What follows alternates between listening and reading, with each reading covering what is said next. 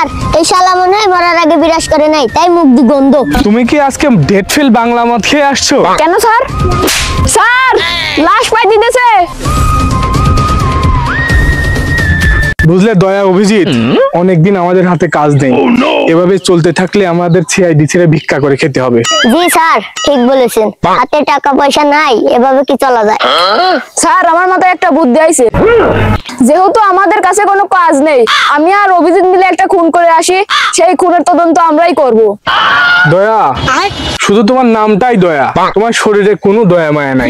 লাগে উড়া দুরা, তুমি কোন শহরের মাইয়া গো? লাগে উড়া দুরা। সিআইডি কে ফোন দেই। Hello CID.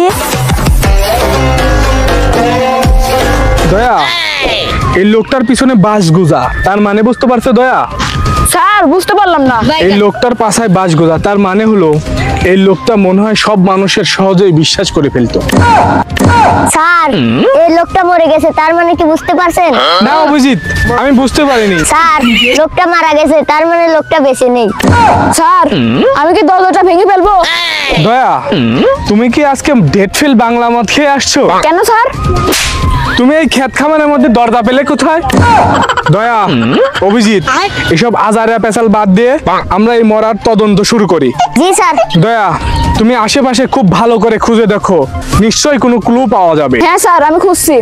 আর অভিজিৎ, তুমি এই লাশটা আশেপাশে খুব ভালো করে চেক করে দেখো। জি স্যার আমি দেখছি। গন্ধ। স্যার। হ্যাঁ অভিজিৎ, কিছু পেলে?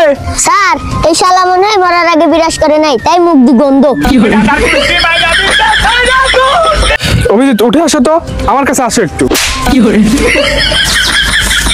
স্যার আশেপাশে তন্ন তন্ন করে খুঁজেছি, কিছুই পাইনি। তুমি এই অভিজিতের সাথে সাহায্য করো, এই লাশটাকে ভালো করে দেখো তো। গন্ধ। স্যার লাশ পাই দিতেছে।